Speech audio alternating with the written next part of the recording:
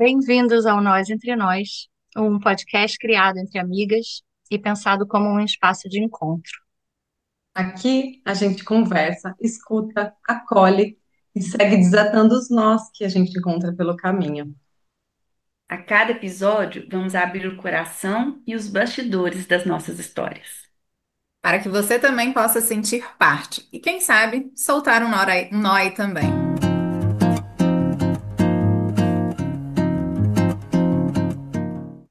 Hoje, no nosso primeiro episódio, queremos nos apresentar, contar quem somos, de onde viemos e como os nossos caminhos se entrelaçaram. Meu nome é Flávia, sou nascida e criada no Rio de Janeiro até 31 anos, quando eu mudei para Carolina do Norte, onde eu moro até hoje. E eu moro numa cidade pequenininha, aqui no interior, na Carolina do Norte.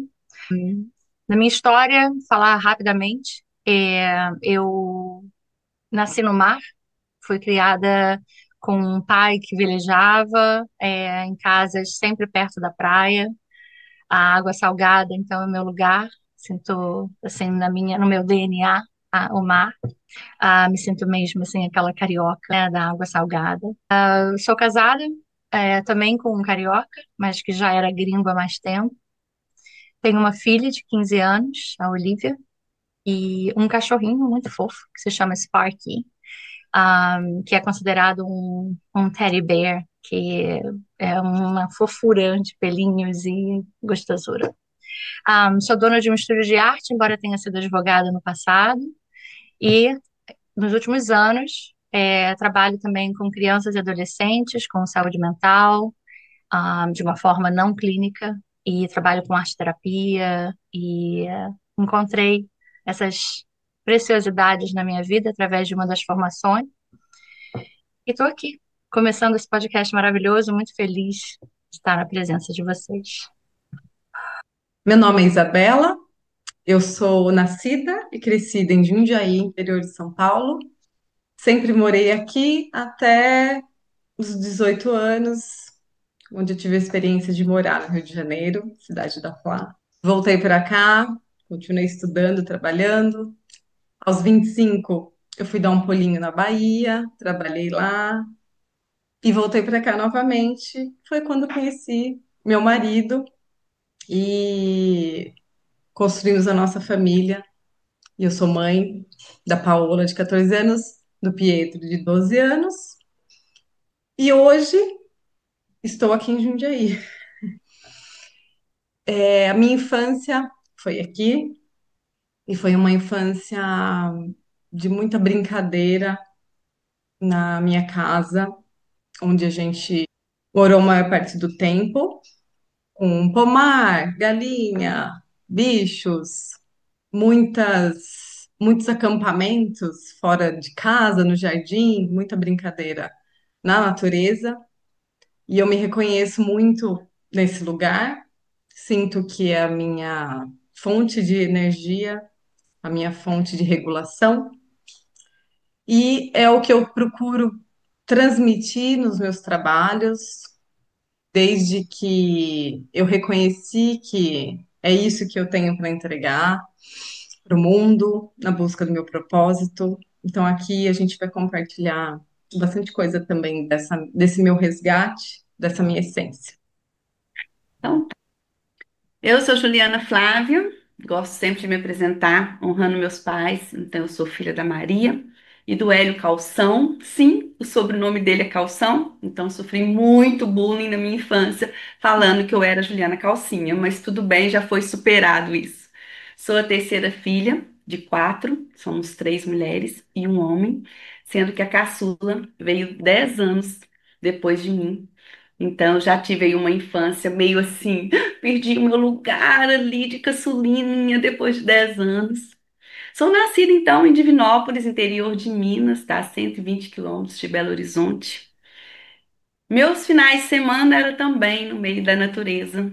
A gente tinha uma casa, tem ainda uma casa de campo, à beira de uma lagoa. Então, lá eu aprendi a nadar. Meu pai ia, pegava a gente, jogava para cima e falava: vem. E sou apaixonada por animal. E sempre tem uma lembrança muito forte da minha infância, que era o meu porto seguro, incrível que pareça, a minha cadelinha Suzy era o meu porto seguro. Então, inúmeras e inúmeras vezes eu chegava perto da Suzy, abraçava a Suzy e falava: Você me entende, Suzy? Sou casada com o Humberto já há 22 anos. Sou mãe do Vinícius, um adolescente potente de 15 anos. E hoje estou aqui com vocês, com todas vocês, para contar as nossas histórias, desatar os nossos nós e criar aí um vínculo forte de muita amor, de muito acolhimento e de histórias lindas para compartilhar. Bom, eu sou Roberta Ineco, e diferente das meninas, eu já rodei o país aí, né? Assim, aos 11 anos eu já tinha morado em 9 cidades. Então a gente brinca lá em casa que a gente vem de um sangue meio cigano. E aí meus pais se estabeleceram aqui no Ceará desde os meus 11 anos e eu depois já morei em 4 outras cidades. Mas é isso, eu tenho, né, meus pais viajavam muito, iam ali buscando melhorias de vida. Eu sou a filha do meio, tenho 2 irmãos, era a única menina. Como eu brinco, eu era o recheio do pão, a melhor parte. E tenho também, assim, uma lembrança muito grande, como as meninas, de uma vivência muito na natureza. Como as minhas cidades que eu morei, tirando aqui, Fortaleza, eram todas de interior, então sempre teve também essa brincadeira no barro, subir em árvore, né, construir coisas de casinha com materiais ali da natureza. Então também é um local que eu me reconheço muito, é esse local da natureza. E morando hoje, né, numa capital, é aquela insistência de levar os filhos, né, para a natureza o tempo todo. Mas uma coisa também que acho que é importante a gente falar aqui, eu tenho lembranças maravilhosas da infância, muita brincadeira, assim, os pais muito juntos, mas muito recente foi que eu comecei a perceber aquelas violências invisíveis, né? Assim, então foi muito recente que alguns traumas, algumas coisas começaram ali a surgir. E acho que isso é uma das coisas que a gente vai querer trazer aqui para vocês, né? Para que a gente possa pensar juntas nesses nozinhos que foram ficando e que a gente sequer tinha noção que eles estavam lá. Porque, como eu disse, minha família era uma família muito gostosa de se estar, mas aí eu sempre olhava e falava, gente, mas como? É assim, todo mundo fala que traz traumas da infância e na minha vida não tem, eu ficava me sentindo ali o peixinho dourado, né, da história, o alecrim dourado, né? E hoje em dia eu vejo que não, sim, existem várias violências invisíveis ali, e aí a gente vai trazer um pouquinho para vocês também um pouco dessa perspectiva. A Rô falar desse reconhecer que existem os nós, a gente ouve muito falar que na infância, ou lembra só trauma da infância, ou lembra só, não, minha infância foi maravilhosa. Como tem um time, assim, de reconhecimento, quando a gente vai para o busca, Uhum, é, porque eu fui, né, eu dei uma aprofundada terapeuticamente, assim, com a Dani Silvares nisso, no Travessia, que é um programa que ela faz, porque Maravilhoso. eu estava num lugar de culpar meus pais, de que minha infância foi só apanhar e tal, não sei o que, era o contrário da Rô. E aí eu resgatei, tanta coisa boa, não que eu não lembrasse, eu lembrava, mas a coisa ruim estava muito mais em pesada, né? Tava na evidência. balança, estava muito maior. E, inclusive, agora, falando da minha infância, eu estava olhando aqui para o fundo do quintal da minha mãe, que é onde eu plantei a minha árvore, que era ali que a gente acampava embaixo da árvore, conversava com ela, onde ficava o galinheiro, o viveiro dos coelhinhos. E a gente pegava o coelhinho, levava para cima da minha cama, aqueles coelhinhos minúsculos, assim, né? Então, resgatar essas lembranças e para poder a balança ficar equilibrada, porque se ela ficar Uhum. só lá naquele que estava antes, eu não ia estar conseguindo aqui falar nada hoje, né? Inclusive sobre os pais. É muito interessante, você foi falando isso, o que me vem muito, né? Me identifico nessa fala também, em determinadas épocas, que é assim, esse pano de fundo do que vem na frente, o que está no meio que vem para frente. Eu, como professora de arte, como arte educadora, arte terapeuta, fico sempre muito atenta, né, no que está vindo à frente, o que que vai para trás, porque tudo isso faz parte do nosso cenário interno, e tem momentos na vida onde essas sensações boas, essas lembranças positivas, né? Você trouxe a natureza como um lugar, assim, realmente de onde você nasceu, né? Esse entorno de você que te nutria, né, da natureza, e como às vezes a gente realmente não percebe que esse pano de fundo está ali, e ele está dando um tom tão importante, né? E a gente vai trazer para o plano da frente, né? Que em inglês eu acho muito legal, que chama foreground. Esse vem assim, na sua cara, onde a gente está vendo. E aí pode ser que a gente tenha a lente de ver só a dor, que a gente tenha a lente de ver só as violências, né? Mas tudo está acontecendo. O plano de fundo ele não deixou de existir, né? Ou o do meio, o que está ali já mais chegando, né? E é tão interessante porque quando eu me apresentei falando do mar, falando disso tudo, ao mesmo tempo que eu estava dizendo, né, dessa delícia que é da água salgada e estava dizendo da para mim, uma coisa que vinha muito é uma tristeza do que eu sinto falta hoje. Então, eu estava dizendo da abundância, estava dizendo de tudo isso, mas no fundo, o que estava vindo é assim, nossa, a falta que eu sinto de hoje não morar perto da praia. Então, é tão interessante porque essas dinâmicas, né, do que está por trás, do que vem para frente, do que se acomoda, é muito bonito, é muito interessante quando a gente se dá conta dessas camadas e ao mesmo tempo é constante com a gente, mas não deixou de existir o outro, né? E aí quando a gente tem em processos terapêuticos, eu imagino, né, essa clareza e esse lugar de expansão mesmo da consciência de que a gente é tanta coisa e a gente é muita coisa até complexa aí, ou, não vou nem dizer oposta, complementar, né, assim que parece um pouco oposto, o extremo que a gente pode trazer isso tudo, eu acho ótimo. E eu acredito que nesse lugar que a gente está criando aqui hoje, né, no nosso episódio zero, a gente vai poder se ver muito e entender esses planos, assim, esses nós, esses laços, esses encontros. Eu tenho essa sensação, assim, de um crescimento, de uma conscientização, assim, né, da nossa vida. E acolher tudo isso, né, Flavinho? Eu gosto muito disso, assim, do acolhimento, assim, acolher tudo isso, toda a nossa história, toda a nossa sombra, toda a nossa luz, seja na infância, no hoje, a gente dá esse espaço para acolher com toda a nossa amorosidade, né? E eu acho que esse espaço aqui vai ser para isso, para a gente acolher mesmo o que é bom e o que é ruim, o que é dor e o que não foi, né? Gosto muito disso também. É fazer aquele olhar, né, de diferentes perspectivas, mas sabendo que tudo precisa voltar para o colo, né? Independente de sombra, luz, né? Tudo precisa ser integrado para que a gente possa Integral. seguir com mais leveza, né? É. Me veio uma frase, não sei, da autoria, que é a dor ela é inevitável, mas o sofrimento ele é opcional, né? A gente Uhum. pode sentir a falta, a gente pode, e aí a gente tem esses processos que hoje a gente já, graças a Deus, conhece um pouco melhor o caminho, né? Do acolhimento, da aceitação de onde estamos, o que aconteceu, e aí para onde vamos, né? Qual é o movimento que nos carrega, que nos leva, que nos convida, né? Porque a gente ficar preso ali, né? Eu acho que uma coisa da fala da Isa, assim, tipo, a gente ficar preso, de ficar só, entre aspas, remoendo, né? Cavando ali naquele lugar, é realmente a gente querer continuar num sofrimento que aquela dor pode estar convidando para um crescimento, para uma percepção diferente, até muitas vezes para o amor, né? Aquela dor pode estar te dando ali a oportunidade de olhar para o amor. E eu queria só fazer um parêntese, porque quando, Ju, você se apresentou e você falou da sua família, de honrar a família, bateu muito forte para mim. E eu acho muito bonito que a gente, como educadoras parentais, orientadoras familiares, né, trabalhando com famílias e adolescentes e crianças, o quanto é importante que a gente tenha essa consciência e esse sentimento de que não é para apontar dedo, não é para achar culpados, não é para achar vilão, né?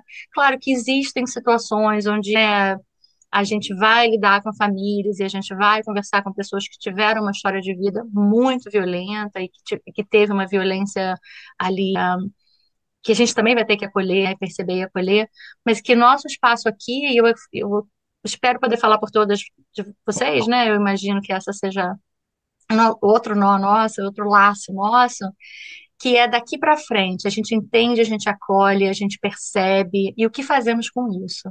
Para onde, né, levamos essa sensação, esse conhecimento para frente? São E, os limites, né? Eu só e, consegui sair desse lugar de culpar meus pais e, de alguma forma, quando eu consegui dar o limite, dar os limites que eu precisava e de entender o que era deles e o que é meu, né? A partir de uma linha, uma certa linha que é tênue, mas assim, o que é deles e o que é meu. Parei de culpá-los, fui para a educação parental, né? Porque eu comecei a me entender, querer buscar, enfim, é se enxergar mesmo.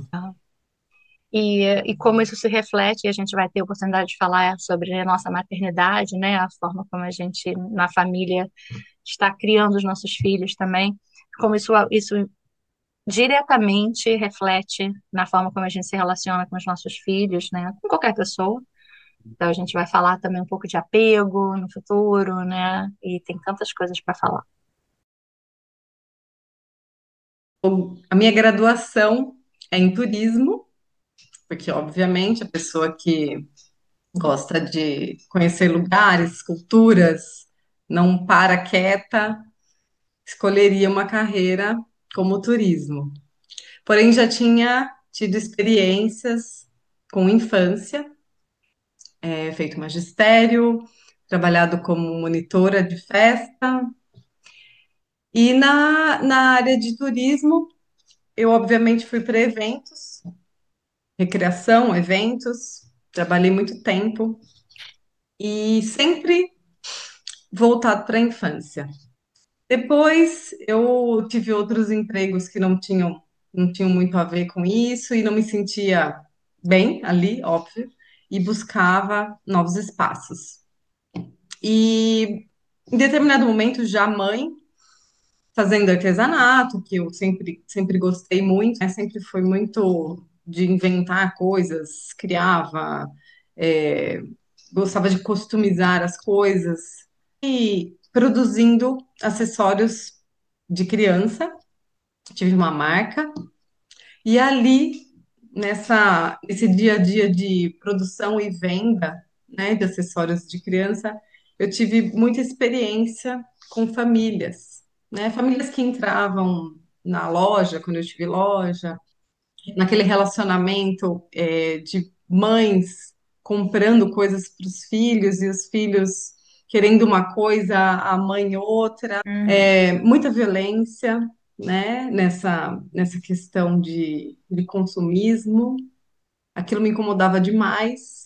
Eu sempre senti, né, desde de menina, com 14, 15 anos que eu comecei a trabalhar com recreação, eu percebi que as crianças buscavam meu abraço, meu olhar, minha conversa, minha escuta. E ali na loja não acontecia diferente. Então eu comecei a observar o que eu, o que eu tinha que fazer com a infância, né? Não era vender coisa para elas. Então essas crianças me despertaram, além dos meus filhos, né, que já vinham me despertando há um tempo, elas me despertaram para um propósito. Então, eu continuei com o ateliê, voltei o ateliê para oficinas de criança e natureza. A gente desenvolvia e desenvolve ainda arte através de colheita, né? As colheitas na natureza que a gente faz, o pisar descalço, o estar em contato, o colher flores, sementinhas, insetos que já morreram e produzir arte com isso, fazia a conexão com essas crianças ficar muito maior. E eu comecei a identificar isso como uma chance, uma oportunidade para as famílias poderem vivenciar melhor os relacionamentos com os filhos.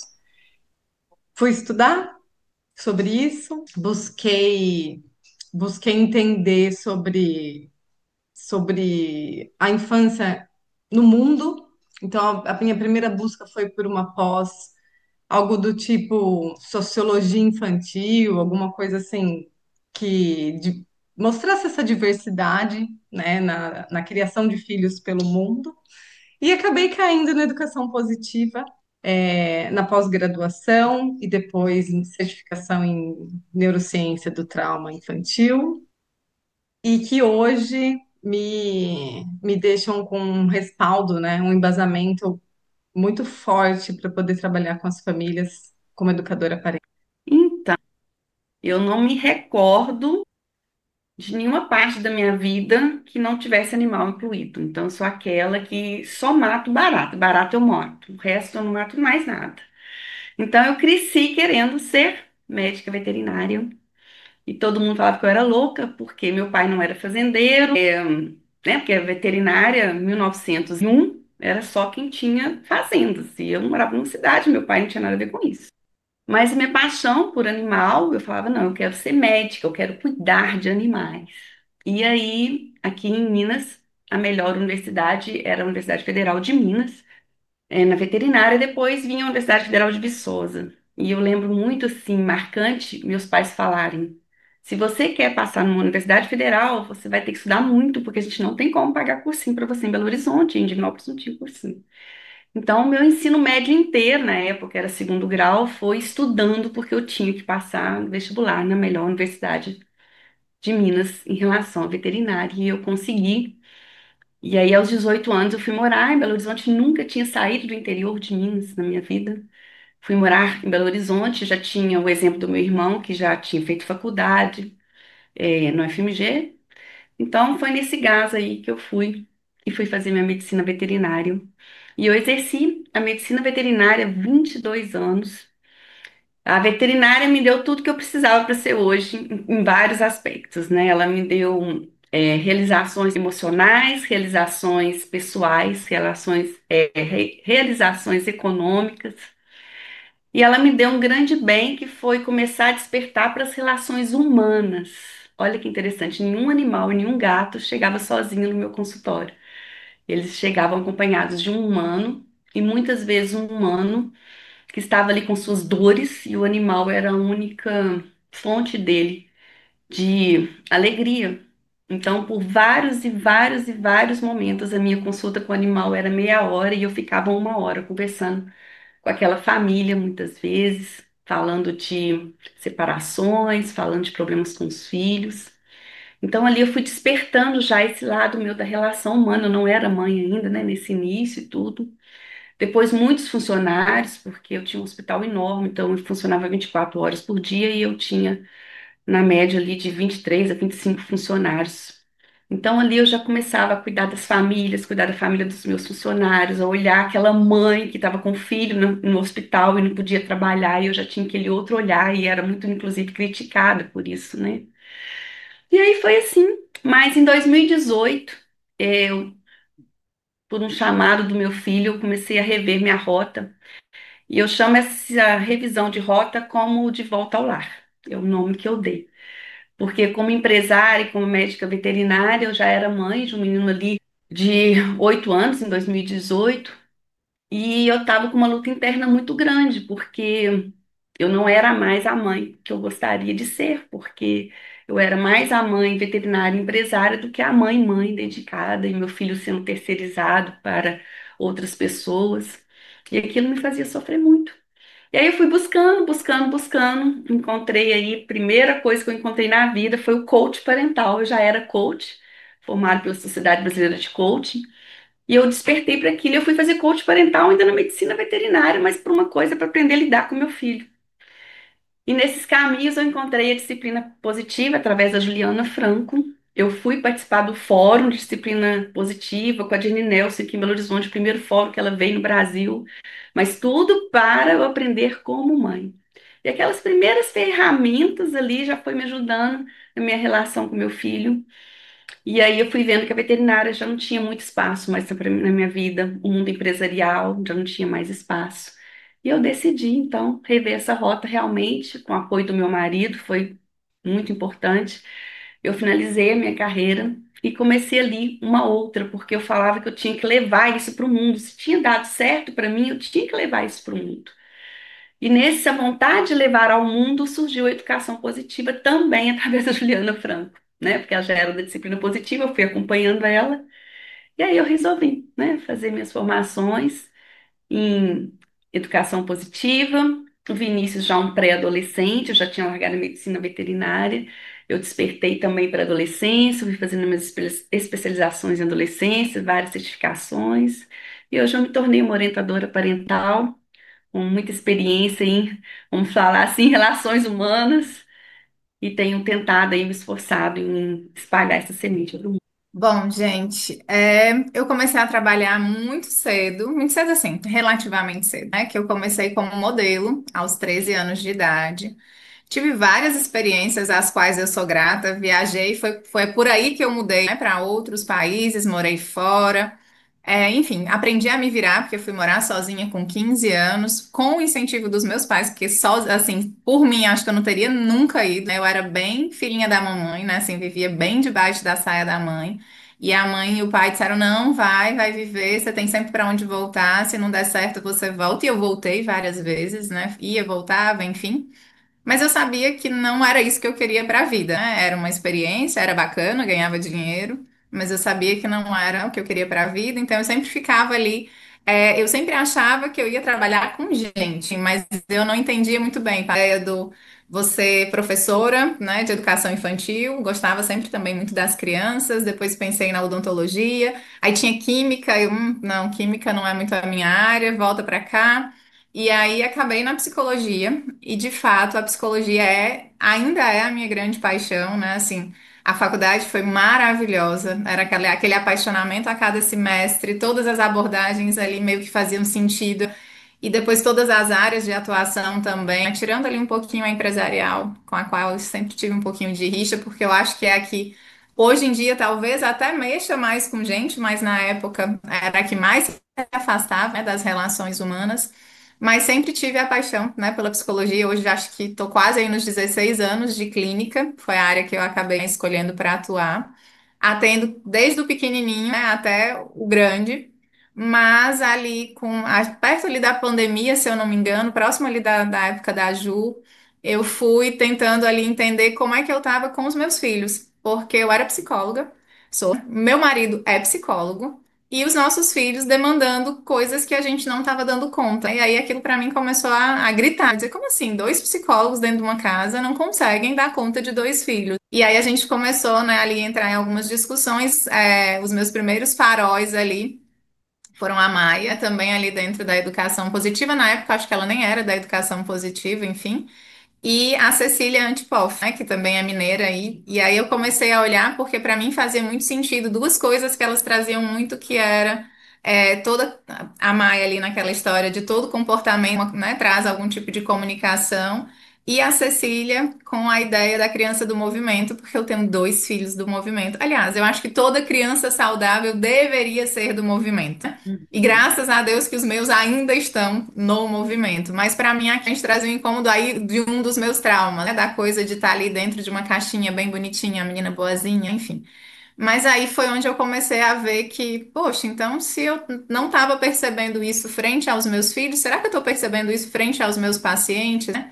E aí eu comecei a trazer cursos e estudos, livros, né? E entrei assim para um mundo que eu sinto muito que as psicólogas e psicólogos não tenham acesso, porque para mim foi muito gritante, foi muito preocupante perceber que existia um mundo à parte ali das neurociências, né, da questão parental.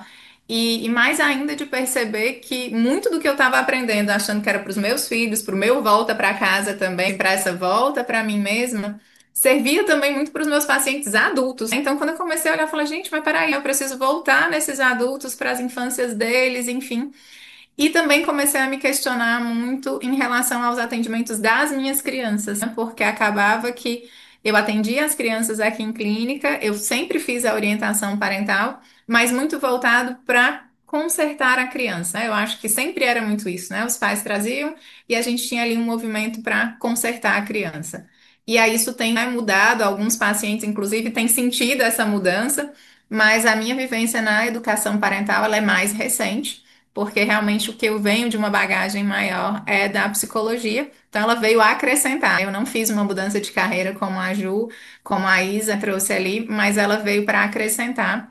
E, enfim, acho que a gente tem muito que trocar aqui, veio acrescentar para mim, veio acrescentar na minha relação com meu marido, veio acrescentar para os meus filhos e com certeza para todos os meus pacientes, do pequenininho ao idoso. Então é algo também que a educação parental me gritou aos olhos, assim, do caramba, todo mundo precisa ressignificar essa parte ali, em que foi filho, que foi pai, que foi mãe. Hoje em dia eu trabalho ainda com a clínica, ainda atendendo de 2 aninhos até o idoso, e hoje em dia com a educação parental também, aí voltada para a educação mais respeitosa, mais consciente, e para as neurociências também. Então, para mim, assim, também me vejo muito na fala, né, de vocês três, né, pontos, assim, da infância sendo uma chamada sempre muito grande, relações humanas, né? Sou uma pessoa de comunicação, de falar, de conexão, de curiosidade, sempre fui. Então, na minha infância, era eu querendo ser, mas isso, de querer aparecer, de querer falar, de querer conhecer, de querer ser ali. É como se eu quisesse realmente, assim, ser aquela cola, de conexão ali. E o humor, as conversas, as brincadeiras, e é ainda, né, a minha forma de ajudar nessa conexão. Então, obviamente, que eu fui fazer teatro, cheguei até. Eu lembro que eu fazia teatro numa casa em Ipanema, que ainda existe, chama Laura Alvim, e eu fiz algumas peças lá. E, paralelamente a todo esse movimento de eu querer, né, assim, de gostar de arte, meu pai é artista plástico, né, meus pais estavam se separando. Então, nesse momento, é muito claro para mim, assim, o quanto eu queria fazer arte, o quanto a arte era a minha chamada, né, o meu lugar de expressão, onde realmente eu não ia ser castrada, porque ou era a Flávia fala demais, ou a Flávia é muito dramática, né? Então eu fazia peças em casa, mandava e desmandava na minha irmã, tem uma irmã mais nova que hoje é atriz. E aí, com isso, assim, com a separação dos meus pais, eu meio que tive que crescer. Com 12, 13 anos, eu tive que crescer. E com isso eu parei de fazer teatro, tinha arte, a coisa de criança. Tinha um tom muito pejorativo, né? Eu fui fazer direito, fui ser advogada. Eu me lembro ainda indo na corte, indo no fórum, meus pais se separando, toda aquela questão de pagar alimento, né? Então o direito de família ele veio assim muito forte naquela época, porque era a coisa certa, era a coisa correta, então esse senso de justiça que veio, então parei de brincar, parei de ser criança e fui lidando com isso, entrei na faculdade também de direito. Nunca senti uma paixão por isso, mas era um lugar onde eu senti que é ali, não tinha escolha, nada mais fazia parte. Eu não tinha nenhuma permissão interna para pensar em nada mais. Se tivesse tido a oportunidade de revisitar, eu provavelmente teria entrado, de repente, na psicologia ou no marketing. Definitivamente, a comunicação teria sido um dos grandes pontos. E aí, no primeiro semestre da faculdade, eu fui fazer estágio, mas como recepcionista de um escritório de advocacia muito conhecido no Rio de Janeiro. E eu era recepcionista, novinha ali. E aí, ali, eu fiquei, assim, gente, impressionada com a quantidade de violência, de abusos, né? E de como era o por detrás dos panos entre os advogados, entre os juízes, entre os laudos periciais, entre os estudos sociais. E para mim foi muito, muito, muito, muito. Ao mesmo tempo que me chamava atenção, também me dava muito desespero interno, assim, muito, né, assim, uma sensação de novo, né, desse abandono, assim, da infância e da adolescência. Então, tá, e assim que eu terminei a faculdade, eu fui contratada para trabalhar num escritório de família de novo. E fiquei lá um ano. Era só um advogado, que tinha sede em outro escritório grande. E a gente foi criando junto. E era muita coisa com uma menina, né? Assim, eu era uma adulta recente, tinha 22 anos, recém-formada. A minha tese de fechamento de direito foi em adoção internacional. Era algo que muito vinha para mim. E eu não dei conta. Eu não dei conta de trabalhar na área de família. Eu não tinha estrutura emocional interna, não tinha espaço, né, para lidar bem com aquilo, porque sempre foi muito forte para mim. E aí fui para a área litigiosa, trabalhar com grandes empresas e bancos, escritório de advocacia, e nada mais de arte. Eu conheci meu atual marido em 2005. 2005, final, a gente casou, e eu resolvi então fazer a mudança aqui para os Estados Unidos, porque ser advogada nos Estados Unidos era melhor. A gente pensa em sucesso, o título, eu sempre me identifiquei como advogado, me dá muito orgulho, né? Realmente era quem eu me vestia. E aí, quando eu cheguei aqui, nos primeiros meses e anos, assim, que eu falei, gente, eu não quero mais fazer isso, eu posso não fazer isso, olha que legal. E eu comecei assim, pesquisar, né? E várias inseguranças, era muito medo, porque se eu não era mais a Flávia advogada, que era como eu me apresentava, quem eu era? Então foi um processo assim, um começo assim muito sem chão, sabe? Longe da mãe, longe da família. Daí, 2009, meu pai faleceu, eu estava no Rio de Janeiro. Uma semana depois do falecimento do meu pai, eu volto para cá e aqui está tudo suspenso, porque aqui não tinha lugar do meu pai. Então, assim, como que eu lidei com o luto foi através da arte.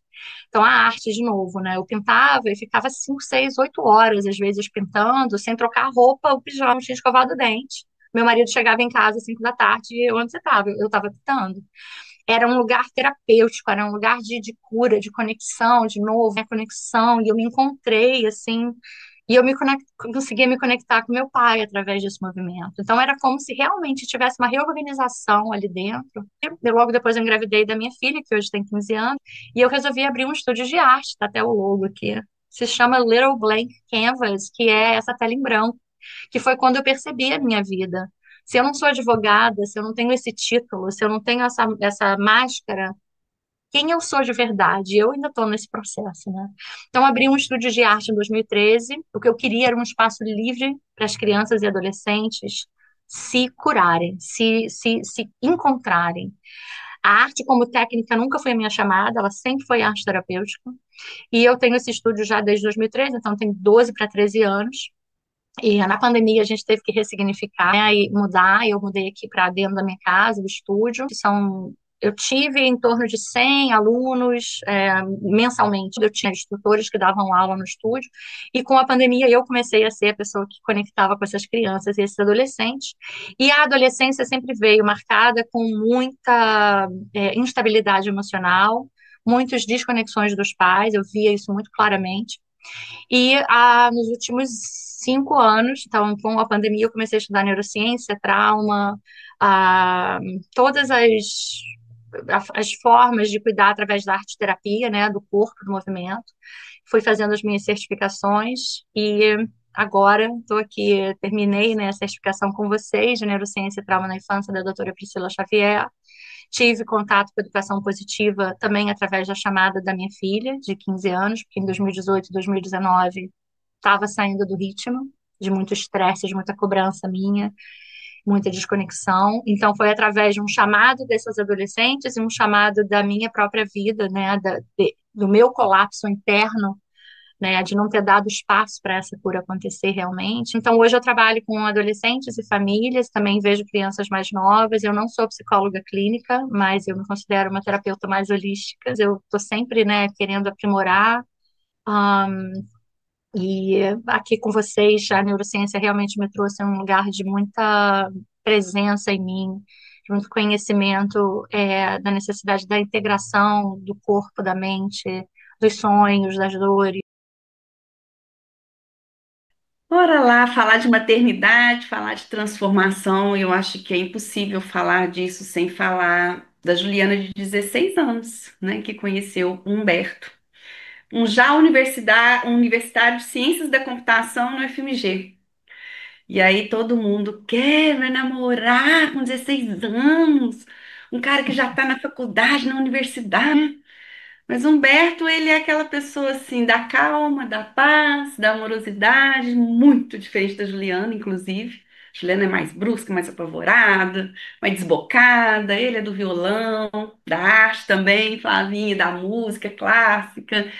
E aí, Humberto é aquela pessoinha que eu conheci por aí, pela vida. Um amigo da minha irmã nos apresentou. E um dia ele me chamou para sair num sábado e ele me chamou para ir ao teatro. Eu falei, gente, que cara é esse? Pelo amor de Deus, me chama para ir ao teatro. Primeira vez, eu com 16 anos, mas fomos. E aí ele foi aquele cara que, literalmente, você quer namorar comigo? Então ele é todo assim, né? Já deu para entender o que que é Humberto. E aí eu falei um sim, porque era aquela coisa que a gente não explica. E eu falo que aí nós fomos construir a nossa vida juntos, em todos os aspectos, né? Como um ser humano, como família, como carreiras, porque aí 2 anos de namoro, eu ia fazer vestibular para veterinária, meu marido, já faltando um ano para formar em ciência da computação, decide fazer medicina. E aí me deu um desespero. Falei, nossa, já namoro há 2 anos, mais 6 de medicina, mas não sei quantos de residência. Meu Deus, quantos anos que eu vou namorar esse homem? Mas namorei entre namoro e noivado 13 anos. Só que eu e o Humberto, a gente tem os nossos valores muito em comuns e um deles é as coisas um pouco mais certinhas, assim. A gente não vai muito deixar a vida nos levar, não. Então a gente foi, casou, o Humberto trabalhava em Belo Horizonte, eu já era veterinária aqui em Divinópolis. Então a gente tinha dois lares, Belo Horizonte e Divinópolis, ele vinha, eu ia, aquela confusão toda, mas a gente só decidiu realmente a ter filhos depois que a gente tivesse a nossa casa pronta, construída, e ele estivesse morando aqui em Divinópolis. E assim foi feito, né? A gente, quando ele descia, a gente foi construir nossa casa aqui, quando ele viu que era possível ele voltar para Divinópolis, a gente decidiu engravidar e foi muito rápido. No primeiro mês, nós já engravidamos. E algo que eu gosto de falar, assim, né? Às vezes as pessoas perguntam, não, mas como vocês estão há tantos anos juntos, né? De uma forma harmônica, com as nossas lutas, lógico, com as nossas divergências, mas algo que eu tenho entendido é que valores, né? Nossos valores ali, a base nossas, elas são iguais, então acho que isso que nos une. E aí a admiração. Então eu brinco muito que o amor ele vai sendo construído. Não existe, eu amo, acabou, né? O amor é uma construção eterna, mas a base é esses valores em comuns que a gente compartilha e a admiração mesmo. Então eu vejo que existe essa admiração sempre entre mim e ele, né? E desse amor surgiu então o Vinícius, né? Já com 7 anos de casado. O Vinícius veio ao mundo já com a nossa casinha pronta, tudo certinho. Vinícius veio para realmente mostrar para a Juliana e para o Humberto que as coisas não são tão controladas e tão assim administradas da forma que a gente tinha entendido a nossa vida já há muitos anos juntos. E ele veio com toda a potência dele, de como toda criança vem ao mundo, eu acredito muito nisso, com toda a generosidade dele, com toda a potência, com toda a alegria, com todo o amor que essa criança veio ao mundo, mas veio para sacudir também. E aí eu falo que foi o meu maior crescimento como ser humano, não tem como. Foi um portal, e eu falo isso com muita convicção, foi um portal mesmo de autoconhecimento. Isso hoje, ele com 15 anos, ele me mostra a todo momento o quanto eu tenho que ainda olhar para mim. Então, essa que é a definição e essa é a transformação que eu entendo que a maternidade causou em mim, né? E causa em mim diariamente. Ju, olha para você. Ju, isso lhe falta, né, de crescimento. Ju, vamos ampliar o olhar. Então, é um chamado diário. Mesmo ele tendo feito um grande chamado em 2018, foi quando eu fiz a minha transição de carreira e, né, essa rota de volta ao lar, ele faz pequenos chamados ainda. Em épocas diferentes, em momentos diferentes, de formas diferentes, às vezes com um jeito adolescente de ser mais tímido, mas o jeitinho dele, ele me faz uma chamada diária para transformação. E às vezes pode parecer clichê ou demagogia a gente falar sobre isso aqui, né, no nosso grupo, que transformou, transformou, mas é de uma transformação muito, muito genuína, né? É uma transformação muito delicada, mas é uma transformação que dá passos, né? Passos para cada dia eu me tornar um ser humano melhor, o meu marido se tornar um ser humano melhor e continuar aí nessa eterno crescimento. Gente, continuando aqui depois da história, né, da Ju, com certeza, né, para a gente falar de maternidade, a gente tem que dar um passinho atrás, né? É muito interessante porque a Ju voltou nos 16, eu vou voltar lá atrás. Eu sempre quis ser mãe solo, né? Assim, eu sempre disse que eu ia ser mãe, mas eu não ia casar. Não sei dizer de onde veio, porque meu pai, eu acho que era um bom exemplo de pai e marido, né? Eu não posso dizer que foi um trauma, né, ali de infância de vê-lo com a minha mãe, mas eu sempre dizia que eu ia ser mãe solo, né? E nunca gostei de brincar de boneca, porque pra mim aquele negócio de brincar de boneca, eu achava, meu Deus, coisa sem graça, né? Sem brincar de boneca, um bicho morto, né? Eu quero ser mãe de gente, né? Então sempre foi muito forte a ideia de que eu seria mãe de gente. E aí, demorei muito a me interessar, a me relacionar, né? Assim, enquanto as minhas amiguinhas ali se relacionavam desde mais novas, eu fui começar, né, a namorar também ali para a idade da Ju, mas não consegui encontrar meu príncipe encantado assim de primeira, né? Ju teve ali uma sorte. Meu príncipe estava muito longe, eu estava lá em Minas, depois fui a São Paulo, aí o príncipe estava aqui. E o meu príncipe tem 1,90 m e tanto, e eu não sei como eu nunca nem tinha visto, porque a gente conviveu vários anos no mesmo espaço e a gente não se conhecia. E aí a gente se encontrou na psicologia e foi numa brincadeira de criança que a gente se apaixonou, digamos assim. A gente dividiu um grupo infantil, nós éramos psicólogos desse grupo infantil, e a primeira vez que o Rafael, né, que é meu marido, brilhou assim à minha vista, foi exatamente o movimento dele brincando com crianças, né? Assim, e aquilo eu falava, gente, é um homem tão grande, engonçado pelo tamanho, mas vira tão pequenininho perto das crianças, e aquilo me chamou a atenção. Eu falei, que bacana, que capacidade que ele tem ali de cativar as crianças, e as crianças muito loucas por ele. Só que nós éramos compromissados, então cada qual na sua vida. Mas enfim, as crianças começaram a nos juntar. As crianças sempre diziam que a gente era casado. Então a gente brincava de jogo da vida e aí, tia, como vai ser o nome do seu filho com o tio Rafael? Sim, como vai ser o seu casamento com o tio Rafael? E assim a gente foi levando. E a nossa supervisora na época disse assim: deixa eles acharem que vocês são um casal. Assim, é um bom exemplo, já que essas crianças, na maioria das vezes, vêm de famílias muito disfuncionais. Inclusive, ela foi nossa madrinha de casamento. Porque eu digo que foi a primeira alcoviteira ali do casal. Mas enfim, foi se passando. Diferente da Ju também, que queria tudo muito arrumadinho. Antes de eu me casar, antes sequer de estar noiva, a gente quis engravidar. Compramos primeiro um apartamento, mas que estava na planta, ia demorar horrores para entregar. E aí um dia ele falou: eu queria tanto ser pai, vamos engravidar? E eu disse: vamos. Só que eu comecei a sentir umas coisas, como se fosse um ataque de pânico ali, achei que eu tava tendo pânico. E aí fui pra psicóloga fazer coisa, né, enfim, investigar, tal, nada. Parei num cardiologista, descobri uma cardiopatia. Não podia ser mãe. Então também não vou poder ser esposa do Rafa, porque já que ele queria tanto ser pai, então eu não podia ser esposa dele, já que eu não ia poder dar o filho que ele queria. E aí foi muito choro, foi muita tristeza, foi muita terapia minha, dele, terapia de casal, até que a gente entendeu que teríamos filhos por adoção. Então íamos ser pais via adoção. Mas, como o destino também não queria, a gente acaba numa consulta com o meu cardiologista, ele disse que você falou que queria muito ser mãe. Eu disse, quero, né? Ele disse, e aí, vamos tentar? Você topa? Eu falei, depende, né? Quais são as nuances desse vamos tentar? E ele disse, não, a gente tenta, mas com 5 meses a gente tira o bebê. Naquela época, o Google não era como é hoje, porque eu não sei se vocês dão um Google aí, botam um prematurinho de 5 meses aí.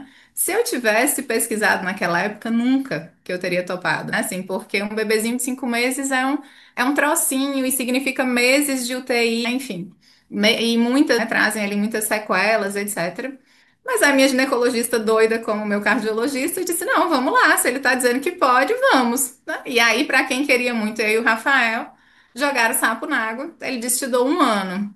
No primeiro mês, Raziel já estava lá, feito numa noite de Natal, enfim, já estava lá nosso presentinho. E aí, graças a Deus, passamos dos 5 meses, Raziel nasceu. Achei que meu segundo bebê também viria, né, por via da adoção. Porque ele tinha ido, ele foi para UTI, eu fui para UTI, quase morro, e tal. Mas mais uma vez o louco do meu cardiologista disse: "Amo". Assim, um dia mando esse esse podcast para ele. Disse: "Vamos para um segundo?". Aí eu disse: "Doutor, tem um filho para criar, assim, tem certeza? Larga de ser doida, não sei o quê. Foi tão tranquila a tua gestação". Eu disse: "Meu senhor, eu quase morri, fui para UTI, levei meses para o coração voltar a funcionar direito". Ele, não, isso é coisa de mãe. Assim, vamos, te dou um ano. Primeira tentativa, na verdade, já estava na casinha dela. Assim, então é isso. Assim, sou mãe hoje do Raziel com 10 anos, da Nefertari, né, com 8. Então foi assim, bem pertinho. A diferença deles é 1 ano e 9 meses por isso, né, porque o meu cardiologista disse que o coração ficando mais velho, eu não poderia ter outros filhos. Mas não sei nem se hoje me arrependo ou não, mas enfim, né? Fato que hoje estou aqui, mãe do Raziel de 10, da Nefertari de 8. Continuo com o Rafael. Obviamente, cheios de altos e baixos, seja na maternidade, seja, né, também dentro do nosso relacionamento, aprendendo a cada dia, né, a se reinventar, a se amar mais, né, apesar dos defeitos, apesar das máscaras que vão caindo ali, né, pelo meio do caminho. Mas divido com, né, o que a Ju falou da história dos chamados dos nossos filhos, né? Assim, porque a sensação que eu tenho é que, com certeza, sem sombra de dúvidas, quando a gente fala, né, que é o maior amor da nossa vida, não é piegas, né? Quem ainda não é mãe, né, vai conhecer. E quem é, sabe, né, dessa sensação. Mas é a tarefa mais árdua que eu executo a cada dia. Então é algo que assim a gente se convida todo dia para se reinventar, para se transformar. Então é algo lindo que tem flores, né, tem a parte bonita, mas com certeza a parte mais sombria também é a maternidade. E assim, tentando parafrasear aqui o nosso podcast, né, assim, são muitos nós entre nós, né, mas são os laços mais lindos, sem sombra de dúvida, né? Assim, então é um convite aqui para a gente ir se descobrindo assim, né? Porque acaba sendo muito difícil, são muitos choros, são muitas dores, são muitos desesperos, são muitos erros. mas também são muitos acertos, né? E aí o convite é esse, né? Para a gente acertar e errar junto e se acolher, né? Que é o que a gente tem feito, foi o que eu encontrei nessas três mulheres aqui, muito acolhimento e ter que se reinventar. E não vai ser perfeito, né? E vocês facilitam, né? E seja no meu acolhimento, sendo, né, a corregulação ali que às vezes falta, né, aqui enquanto adulta, que deveria se autorregular, mas falta. Então, é isso, né? A nossa proposta aqui para vocês também é essa, né? Que a gente possa servir de colo um pouquinho, né, umas para as outras. Maravilhoso, Rua. Que quando a gente vai ouvindo, né? Você, Ju, você, Rua, nesses movimentos da vida, seja numa estrutura, seja num vamos lá, será que vai, sei lá, né? Esses encorajamentos, assim, como essa vida é incrivelmente intensa, generosa, né? E com essa intensidade e generosidade vem realmente essa abertura para a gente se conhecer. O caminho é sempre para dentro. Mas queria fazer esse nó aí entre a gente, né? Esse elo, né? Também entre a gente, porque eu sempre quis ser mãe, sempre. Eu sim brincava de boneca, mas eu tive várias bonecas que eram filhas.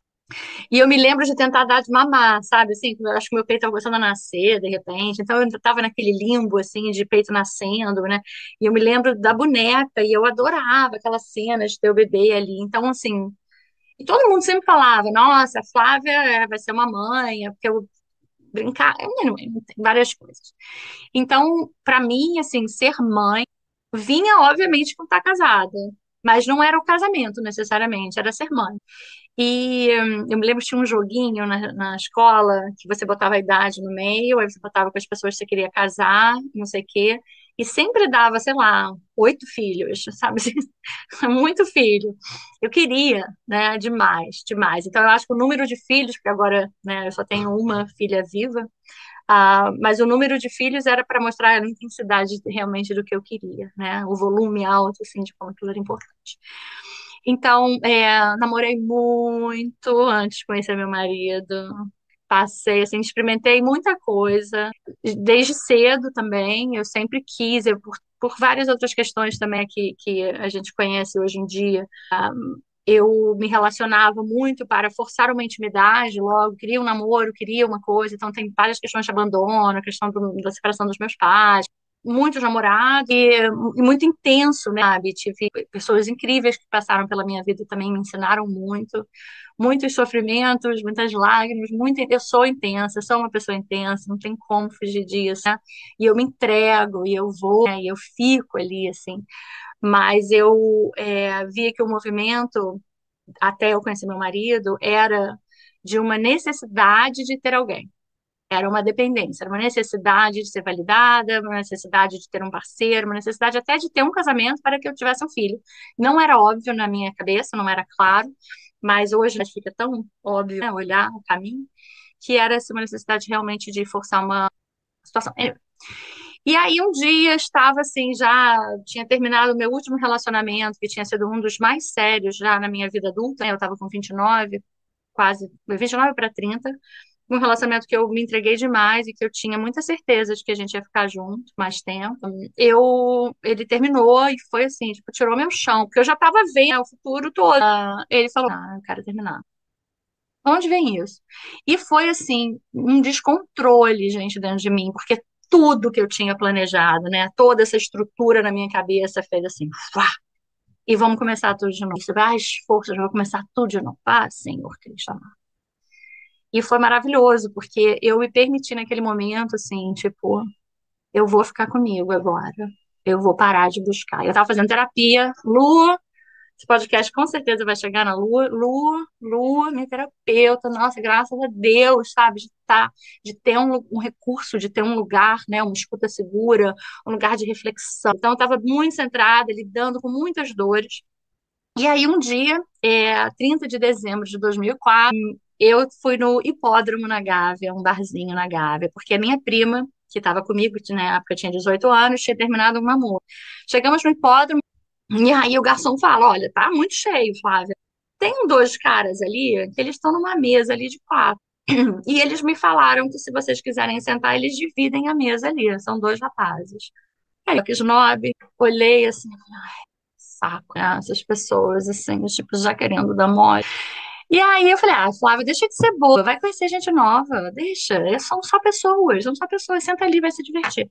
Primeira coisa que eu fiz quando eu sentei naquela mesa foi separar a mesa de quatro, botei a mesa de dois. E tava ali conversando com a Duda, não sei o quê, e vem mais um chopp, vem que batata frita, não sei o quê.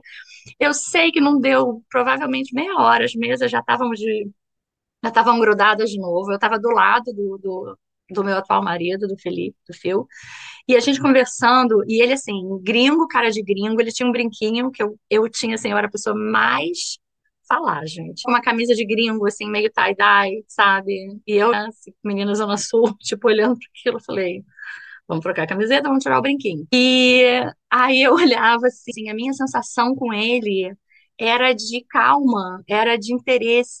E ele começou a conversar, e a minha irmã chegou, e eles sabiam que o pai do meu marido era diretor de teatro, e a minha irmã é atriz, conhecia o pai dele. Então eles começaram a conversar, e eu falei, gente, que pessoa interessante. E eu acho que eu nunca tinha dado oportunidade de conhecer alguém, e aí ver se eu me interessava. Eu sei que no dia seguinte a gente foi à praia juntos e conversando, e eu apresentei ele para os meus amigos, e só de conversa mesmo, né? Não teve paquera, não teve nada, mas um encontro ali muito legal. E no dia seguinte ele ia voltar para os Estados Unidos. Ele já morava aqui na Carolina do Norte, tinha acabado de se divorciar, eu sou a terceira mulher dele. A gente começou a conversar no Skype. E isso vinha, assim, de um lugar de muita abertura. Ele muito doído ainda com a separação anterior, né, se refazendo, e eu também estava nisso. E a gente falava coisas que eu acho que eu nunca tive essa conversa com mais ninguém, de me mostrar, de me abrir. E ele me aceitava do jeito que eu era, porque eu não estava ali querendo. Para mim, eu nem imaginava morar nos Estados Unidos. Nunca foi um sonho sair do Brasil, nem sair do Rio de Janeiro. Eu sempre fui aquela de ficar ali na saia da mãe, com a minha irmã e tudo. Então, eu não pensava como é que vai ser no futuro. E aí, eu trabalhava muito, no escritório de advocacia, e eu falei, eu preciso tirar férias. Ele falou, você vem me visitar? Acho que a gente precisa se encontrar fisicamente, a gente precisa se olhar no olho. E a gente falava muito por Skype, e a gente já estava, assim, muito apaixonado, sabe? Ele falou, a gente precisa saber se é verdade, né? E aí eu me lembro que eu fui começando, e aí fui numa casa de uma pessoa de mapa astral. Eu fui lá, e ela falou assim, isso foi abril. Eu tinha acabado de comprar passagem para passar 10 dias aqui nos Estados Unidos, né, com 2 semanas. Aí ela falou: você vai, e você vai aberta. E se 2 semanas passarem para um mês, e se um mês passar para 6 meses, e 6 meses passar para uma vida, não se espante. Gente, eu saí daquela consulta. Aí ela falou: eu atendo muita gente que quer ir morar no exterior, muita gente não sei o quê, e não tem um mapa que eu tenha visto como o seu e o dele. E aí fui do dia 1º de julho até o final de julho, dia 30 de julho, se eu não me engano, e foi incrível, assim, porque eu me percebia diferente, eu agia diferente, eu estava em paz comigo, eu, sabe, eu comecei a acessar um lugar meu que eu não tinha tido antes oportunidade ou permissão interna. E ele também passando pelos movimentos dele, eu me lembro até que a ex-mulher ligou uma vez, queria saber dele, e ele foi falar com ela, e eu não sentia medo, nada. É isso, vai ser o que for. E no último dia eu me lembro que eu estava fazendo a mala, não sei o quê, e ele falou: eu não sei o que vai ser da gente, porque a gente pensou: será que a gente vai casar? Você vem para cá, eu vou para lá. A gente começou a falar sobre isso, e ele só falava assim: não desista de mim. Se eu mostrar minha dificuldade, se eu não conseguir dar esse segundo passo, por favor, não desista de mim. E aquilo ali, assim, tipo, veio muito forte. Voltamos e em, tipo, 2 semanas, ele falou: vamos casar. Vamos fazer. Como que a gente vai fazer isso? E aí casamos no final do ano 2005, muito óbvia de que esse movimento de eu ir mudar para Carolina do Norte, 6.000 milhas de distância, é a coisa mais natural do mundo.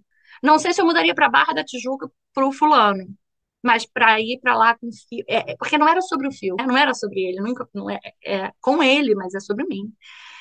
E aí eu que nunca tinha saído de casa, peguei, fiz toda a papelada da imigração, peguei o avião, a destino da felicidade.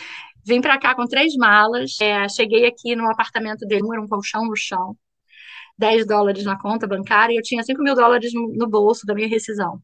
A gente foi construindo, a gente, agora no final do ano, a gente completa 20 anos de casamento. Quis muito engravidar no início, mas também, assim, vejo um pouco na fala da Ju, né, sentia que eu não tinha estrutura ainda, a gente estava se conhecendo, né, o nosso casamento começou quando a gente começou a se conhecer. Então, tinham muitos encontros, muitas dores, muitos, né, ajustes, assim, porque nós éramos estranhos, né, mesmo. E a gente foi construindo, passamos por muitas dificuldades, 2018, 2019, muitas dores. Cheguei a pensar algumas vezes em separar, né, assim, como seria se não separasse. Mas ele topou crescer comigo. Ele topou, né, o convite que eu fui fazendo à medida que eu fui, né, me transformando também com terapias e todo esse processo de educação parental, que é um convite para a gente rever as relações. Toda vez que eu convidava ele para a saúde, ele vinha, sabe? E ele topa. E a gente tem um espaço de muita troca, e sempre foi, né, assim, o nosso ponto forte, né? A Olivia nasceu em 2010, eu tinha acabado de perder meu pai, e eu perdi uma gestação antes da gravidez com a Olivia. Foi muito difícil, porque era um momento de muitas perdas, tinha perdido meu pai, tinha perdido essa gestação, que era uma coisa muito desejada. Meu pai queria muito que eu engravidasse, ele queria ter sido, né, assim, avô, era muita dor. E a primeira infância dela, eu acho que veio muito forte isso. E aí abriu o estúdio de arte, foi indo aquela coisa toda, muito medo, era muito medo, muito medo, muito medo. Então, em 2018, 2019, eu tive uma crise muito forte, e tive que parar tudo, fiquei de cama por quase 2 meses. E foi aí que começou, né, a segunda parte, assim, desse momento, através de ver a minha filha mal, de eu não estar bem, meu casamento não estava bem, e a vontade era de deitar no sofá e me esconder no cobertor e alguém dá conta aí, porque eu não tenho conta, não tenho como dar conta. E aí eu fui descobrir que eu tinha como dar conta sim. E aí é isso, esses últimos 8 anos foi de muito conhecimento, de muita busca interna. Me sinto hoje uma pessoa muito mais leve, muito mais calma, muitos botões ainda que a Olivia me aperta em mim e me faz querer assim, ressignificar, mas é uma trilha, de novo, né, como eu, intensa, bonita, verdadeira, ah, muito amor, assim, sinto muito amor hoje em dia por mim, pela história, pela dor, por encontrar vocês. Né? Eu, na verdade, eu fui muito tardia em algumas coisas. Meu primeiro namorado com 19 anos, foi um namoro longo, e eu não posso esquecer de dizer que eu sempre sonhei em ser mãe, de muito, começando assim, na base dos 4 filhos, assim como minha mãe teve, a minha avó teve. É meio ancestral essa coisa de querer muitos filhos. E eu brincava muito de boneca, tanto quanto eu jogava bola. E, e eu cheguei a dar de mamar para minhas bonecas também, falar. Sempre me imaginei mãe. Sempre gostei muito de criança, sempre convivi, né? Nós éramos em 4 irmãos, idades próximas, a gente brincou muito juntos. A minha mãe tinha essa coisa, né, de bastante filho, professora, né, criança, adolescente. Ela sempre me trouxe muito isso. E meu pai também, meu pai sempre brincou muito com a gente. E, ao mesmo tempo, meu pai sempre segurou muito a gente também. Então, acho que por isso que eu fui namorar com 19 anos. Eu já estava na faculdade, eu já tinha ido morar no Rio sozinha, não tinha namorado. E esse namoro durou 4 anos e meio, mais ou menos. Depois, o próximo, eu emendei, o segundo namoro, que durou 2 anos. E todos esses dois, me serviram como identificação do que eu queria e o que eu não queria para minha vida num próximo relacionamento. Que demorou 1 ano e meio para acontecer, no momento que eu tava que nem a Flávia, assim, tipo, não quero nada, que namorar. E uma amiga em comum nos apresentou. E ela falava: Nossa, mas e vocês já tinham se visto nos aniversários dos meus filhos? Nossa, imagina, ele sempre foi no aniversário. Eu nunca vi, sabe? Como que eu nunca vi um cara de 1,95 na minha frente, que viria a ser o pai dos meus filhos? Mas foi assim, né? Foi na hora que eu não queria, que eu não esperava, que eu jamais imaginava. E foi engraçado que, com 8 meses de namoro, a gente ficou noivo. E a gente casou, né, dali 3 meses. Então, assim, em um ano, a gente namorou, casou. E o primeiro ano de casamento, eu não preciso nem dizer como foi, né? Porque um ano de namoro, namoro noivado, o ano de casamento é que a gente acabou, que tinha que se conhecer ali. As máscaras caírem, os gatilhos virem, a minha experiência, as minhas experiências virem à tona, de vida, de ver o relacionamento dos meus pais, os outros relacionamentos que eu tive. Então ali começou a vir tudo à tona. E apesar do meu marido, em todo momento, né, e nesse primeiro ano, ter sido o cara que sempre me passou muita segurança, né, de como homem, como pessoa, como tudo, eu tinha as minhas questões internas ali de desconfiar, de ter ciúme, aquela coisa bem imatura mesmo, coisa que saía do meu controle porque eu não fazia terapia, não tinha isso, né? Não tinha essa experiência. Eu acho que a minha família sempre tratou isso como a pessoa que precisa de terapia é louca, não deu certo, alguma coisa assim. Tive histórias da minha bisavó ter sido louca, ficado internada, mas eu tinha, obviamente, que eu precisava. E de chegar assim, a sair do apartamento que a gente morava, sair, tchau, acabou. Não quero mais. É uma coisa muito. E eu não conversava, eu emudecia, eu não trocava. Então, meu marido é o cara que me ajudou a conversar. Na verdade, ele começou a ser meu terapeuta. Eu preciso que você fale comigo. É uma coisa óbvia de um relacionamento. E aí foi indo assim. E até hoje ele é esse cara. Hoje obviamente, que eu sou totalmente diferente do que esse começo. Até porque nós tivemos nossos 2 filhos e não teria como a gente ser pais e estarmos unidos ainda, 16 anos de casado, dessa forma. Então foram muitas. A gente construiu o nosso amor, porque quando a gente se conheceu, não era aquela coisa assim dos outros relacionamentos que era uma paixão, uma coisa assim. A gente realmente foi construindo porque eu tinha essa vontade de estar com ele, de conversar, né, de estar junto, e ele me passando essa segurança de eu poder estar ali, faz parte da construção de um amor, que eu acredito. E os sonhos, né? A gente tinha sonhos em comum. Então, isso sempre abasteceu o nosso relacionamento. E os nossos sonhos maiores são os nossos filhos. A gente sonhava, gente, é muito clichê, e eu posso estar. Eu costumo romantizar a minha maternidade, mas eu acho que é para trazer para mim, e para as pessoas de que isso é possível quando a gente se conhece, quando a gente tem certeza e segurança daquilo que a gente vive. Então eu romantizo, porque foi assim que foi para mim. Então a gente tinha um sonho de ter 2 filhos e a gente teve uma filha e um filho do jeito que a gente sonhava, a hora que a gente quis. Então eu falava, agora eu quero engravidar. Tá bom, então vamos. Aí engravidava. Daqui um ano e meio, quando a Paola tiver com um ano e meio, a gente engravida de novo. Tá bom. E aí, legal, vamos. Ele sempre do meu lado e eu sempre do lado dele, porque ele também teve um crescimento profissional nesses momentos de eu estar grávida, parindo, amamentando, gestando.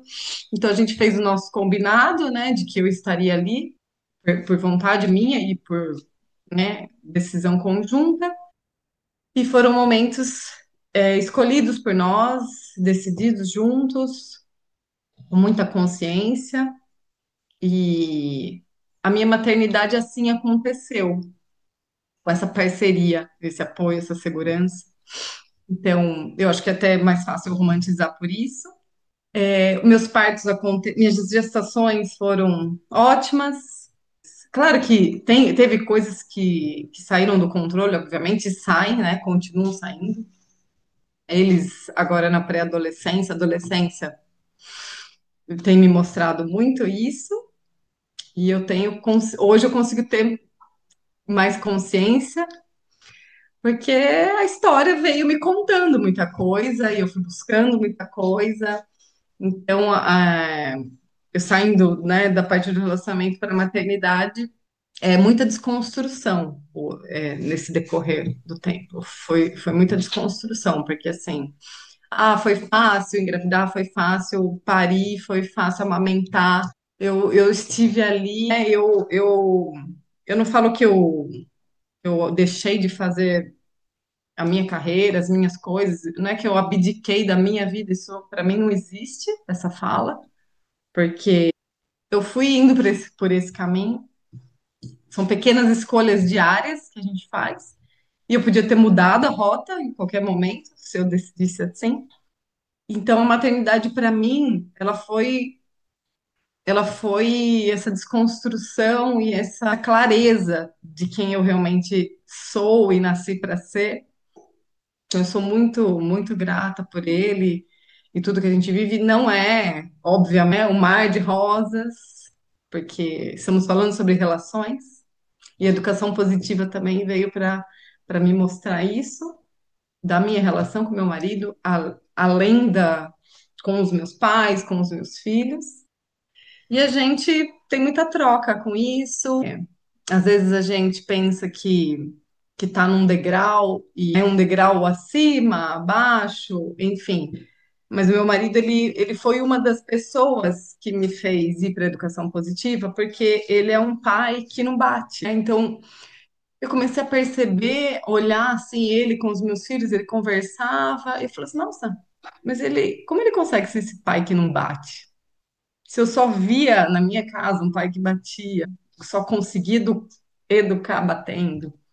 E aí, nele eu consegui enxergar também essa nova forma de educar, que me fez buscar sair dessa experiência minha de infância e saber que tem outras formas de educar, então ele tem também essa parcela nisso. É um parceirão, a gente sonha muitas coisas ainda juntos. E vamos indo assim, gente. Eu acho que um dia após o outro, em todos os relacionamentos. Mas poder enxergar qual é a minha parcela foi importante, porque eu não reconhecia. Os nós que eu identifico nas falas, que me vem agora à cabeça quando a gente falou da nossa história, as nossas raízes, né? Depois a gente falou da nossa carreira, formação, e agora a gente falando da maternidade, dos nossos relacionamentos também. Nós temos em comum, né, que somos casadas com os pais dos nossos filhos, e eu sinto que nessa sociedade do imediatismo, da gratificação imediata, a gente ter conseguido, cada uma com a sua história, cada uma com seus recursos, né, achar formas de dizer o sim em várias formas e de criar e construir esses relacionamentos que são moldados e mudam, né, com o mundo, eu acho que isso é uma coisa muito interessante para trazer. Claro que não faz da gente melhor ou pior do que ninguém, não existe isso, não é competição, né, aqui nessa humanidade, mas eu acho interessante que a gente traz isso de similar dessa nossa vontade de fazer melhor, de querer se dar, de querer revisitar, de olhar, de tomar para a gente o que é nosso, de dar para o outro o que é o do outro. E, de alguma maneira, a gente encontrou parceiros, pelo menos na fala de vocês, é o que me vem, que fazem a gente se sentir calmo, fazem a gente se sentir bem, faz a gente se sentir presente. Outra coisa que eu acho muito legal de nós, assim, entre a gente também, é a gente tem uma conexão, assim, com a natureza, né? Eu tenho um respeito muito grande pela humanidade, pelos organismos, órgãos do nosso planeta como eu. Então eu acho que a minha infância ter sido na praia, ter sido na natureza, meu pai pegando de arpão um peixe para a gente comer, não tinha desperdício, não era pela violência, não era pelo ato de, né, matar, era esse ciclo e sempre foi muito respeitoso a forma de lidar dessa maneira com a natureza. Acho que também tem esse ponto em comum entre a gente. E a maternidade ali pegando a Dia a gente dia. assim, tipo, opa, de vez em quando assim, né? Então, os nossos filhos crescendo e a gente vai crescendo com os nossos filhos. Eu acho lindo identificar em vocês também um lugar de muita vulnerabilidade do feminino, do casamento, da maternidade. Eu acho que é um lugar que eu realmente não tenho como não me sentir segura em falar, porque eu sei que vocês vão entender. E as coisas que vêm muito diferentes de vocês, por exemplo, de todas vocês, eu fui a única que tive mais dificuldade para engravidar, tive uma perda gestacional, assim. Então é interessante também ver o que que é diferente da gente, né? O processo de cada um. Sim, eu acho que o importante, né, assim, além dos laços e nós, é o quão você trouxe da questão da humanidade, né, da gente estar aqui no propósito, né, de estarmos juntas, levando aquilo que a gente conhece, levando aquilo que a gente vivenciou, mas sem nenhuma pretensão de dizer que existe um bom caminho, um melhor caminho, a melhor forma, porque existem as formas, os caminhos, né, as maneiras. E é muito mais um convite para que a gente se revisite, né, e a gente olhe para o nosso agora, porque agora estamos todas casadas. A gente não sabe, né, assim, se daqui para frente, sei lá, um descasa, outro casa, um adota, um não, enfim, existem mil e uma coisas aí para acontecer e o quanto esse caminho pode ser lindo, dependendo da perspectiva que a gente dê para ele, né, assim, de qual ângulo a gente observa, né? E a gente está aqui muito mais para esse caminhar junto, né? Dentro de encontros, desencontros, igualdades, diferenças, e que é isso que constrói, né? Porque quando você fala das relações, seja ela com os nossos maridos ou os nossos filhos, é nas nossas semelhanças e nas nossas diferenças que a gente cresce, né? Então é quando a gente olha para os nossos filhos e fala, caramba, isso aí era eu quando eu era criança, eu era difícil assim, né? Ou não, aquilo ali, meu Deus, como é que ele, da onde que ele tirou isso? Não é que nem eu nem o pai somos assim. E assim a gente vai olhando e encontra né, semelhanças com o casamento dos nossos pais, e, enfim. Mas eu acho que essa é a beleza, né, da vida e por isso a beleza da natureza, né? Que é essa coisa que é tão diferente, que é tão disforme, que é tão não, né, assim, não é dentro das caixinhas, são tantos movimentos e que a gente está ali vivenciando tudo isso e na presença do agora, né, assim, então eu acho que agora nós somos essas pessoas que a gente tentou aí minimamente, né, apresentar para vocês, mas a gente é um eterno construir, né, do ir e vir, do resgatar, do jogar fora, enfim. E esse é o Exato. convite, né, para a gente, dentro das diferenças, semelhanças, encontros e desencontros, nós e laços, a gente ir crescendo junto. Eu acho que Por é isso que isso. eu falo que eu gosto de romantizar, porque é sobre a gente não se comparar. E quando eu falo Uhum. que eu romantizo a minha maternidade, é porque eu não estou comparando a minha com a de mais ninguém. E sim enlaçando, né? A gente colocando aqui o que que tem a parcela, pequenas parcelas que nos fazem identificar exatamente isso, as diferenças, a ciclicidade, não sei se essa palavra existe, mas que porque se a gente se compara e a gente acha, ai, nossa, a minha fase assim foi difícil, a minha parte de tentar engravidar, perder um bebê, né? Foi difícil, mas a adolescência é diferente, e assim, cada fase a gente se identifica mais, cada uma de nós, e trazer aqui, né, compartilhar entre nós quatro e entre as outras pessoas que aqui estarão. E eu acho que vem para mim aqui muito grande é que esse nós entre nós é um nó que nos une pelas nossas imperfeições, pela nossa luz, pela nossa sombra, ou um nó que a gente tem que desatar, porque no encontro com o outro fala de mim. Então, o que vocês trouxeram aqui está falando algo de mim, então eu encontro dentro de mim um nó que eu tenho que desatar para construir, para crescer, para transformar, para mudar. E esse nós que nos une nas nossas imperfeições, nas nossas luzes. Então é isso aí, nós entre nós aqui, nós todas. A gente indo para o encerramento, onde a gente se apresentou, falamos assim, pincelamos, né, sobre várias áreas da nossa vida. E quando a gente estava bolando o nome, né, meninas, a gente estava pensando muito em algo que convidasse o ouvinte, convidasse as pessoas para se conectar com a gente. Então, o entre nós era também um entre e venha, né, os nós que são as conexões, os laços, encontros e desencontros.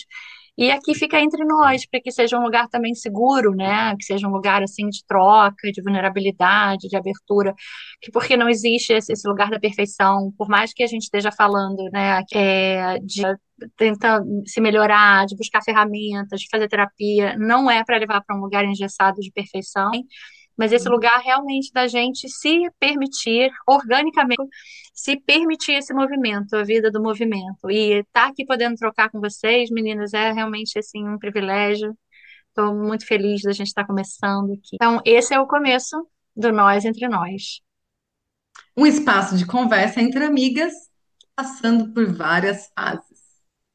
Vamos falar de maternidade, relações, corpo, trabalho, sonhos, dores e tudo que nos atravessa. Vai ter riso, vai ter muito choro, vai ter pausa e sempre um convite para você entrar com a gente. Os episódios eles vão ser lançados todo mês e sempre com muito carinho e com muita presença. Esperamos vocês por aqui e que os nossos nós entre nós inspirem os seus também.